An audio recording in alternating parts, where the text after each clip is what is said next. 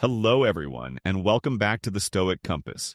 I'm Jim Walker, and today we're talking about something I am personally terrible at. Oh boy, here we go. I'm Ellie Vance, and I'm here to make sure Jim doesn't completely roast himself for the next half hour. Before we get into my many flaws, quick reminder to hit that like button and subscribe. If you enjoy listening to me admit all my failures publicly. It's cheaper than therapy, folks. Barely. All right, today we're diving into the habits of unproductive people, courtesy of Darius Farrow. And when I read his article, I felt personally attacked on every single point. Every single one? Every single one. It was like he was hiding in my office taking notes. Well, the good news is you're not alone. Farrow himself admits to having these habits. The fascinating part? These modern productivity killers line up perfectly with problems the ancient Stoics identified 2,000 years ago. So you're telling me people have been messing up in the exact same ways for millennia? Pretty much. Human nature doesn't change, just the technology. That's oddly comforting. Okay, let's start with my personal nemesis, worrying too much. I am a world-class worrier, Olympic level. Gold medal in catastrophizing? Gold, silver, and bronze. Farrow calls it the what-if game. What if I go broke? What if I lose my job? What if the sky falls?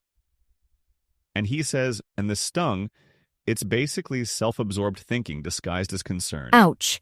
But he's not wrong. The Stoics had a name for this: misplaced attention. Epictetus created his famous dichotomy of control specifically to combat this mental spiral. Right, that's the one about what we can versus can't control. Exactly. Your thoughts, your actions, your effort, yours. Other people's opinions, the economy, whether it rains tomorrow, not yours. But I spend 90% of my mental energy on that second category. Which is why you're exhausted all the time. You're basically fighting a battle you literally cannot win. Well, when you put it that way, it sounds pretty stupid. Not stupid, human, but recognizing it is the first step.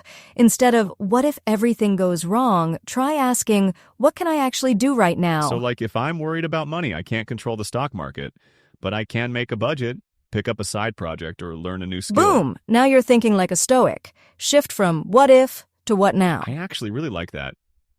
Okay, next unproductive habit, being stubborn.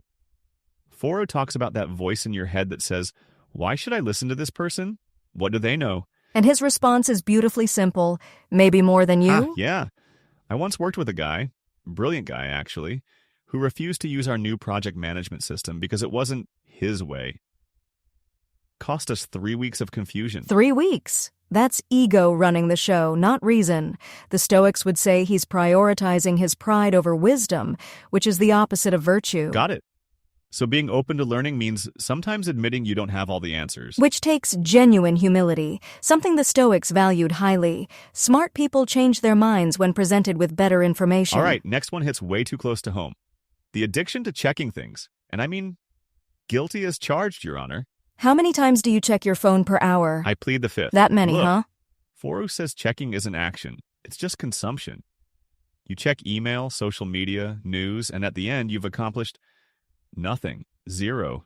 Zilch. The Stoics called this losing your prosoche, your mindfulness, your attention. Every time you check your phone mindlessly, you're giving away a piece of your mental sovereignty. Mental sovereignty. I like that phrase. Makes it sound more serious than just scrolling while I should be working. It is serious. The Stoic discipline of assent teaches us to pause before reacting. So when your phone buzzes, you have a choice. Do I need to respond right now, or is this just a dopamine-seeking habit? Probably the dopamine thing, if we're being honest. Probably, but recognizing that gives you power. You can choose differently. Next up, escaping instead of facing reality. Farrow admits he used to think, I need a drink, or I need a vacation, whenever things got stressful, rather than actually dealing with the problem. Right, which is totally understandable. Facing problems is hard, but he learned that problems don't disappear just because you ignore them. They just get bigger and angrier. Exactly. The Stoics were big on confronting reality head-on, not in a masochistic way, but with courage and reason. Accept what is, then do what you can about it. So tranquility doesn't come from avoiding discomfort.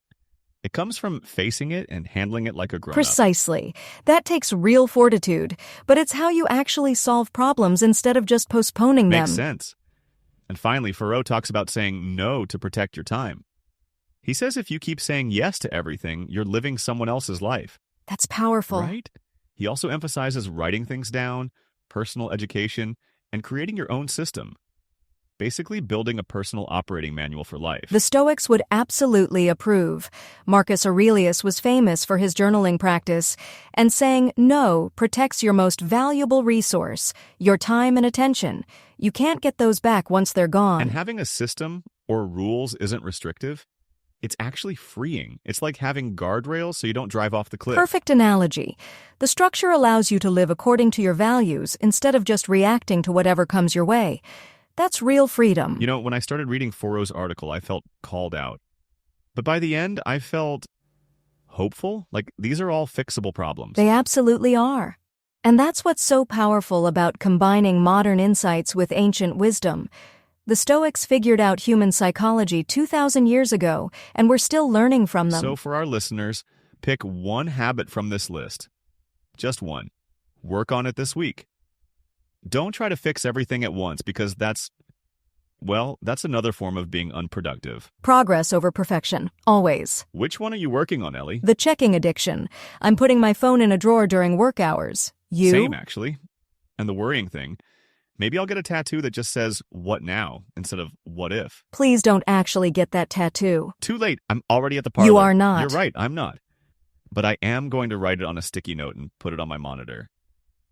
Thanks for joining us today, everyone. Until next time, pause, reflect, and choose virtue over convenience, even when convenience is really, really tempting. This podcast is powered by voxcrea.ai, where ideas find their voice.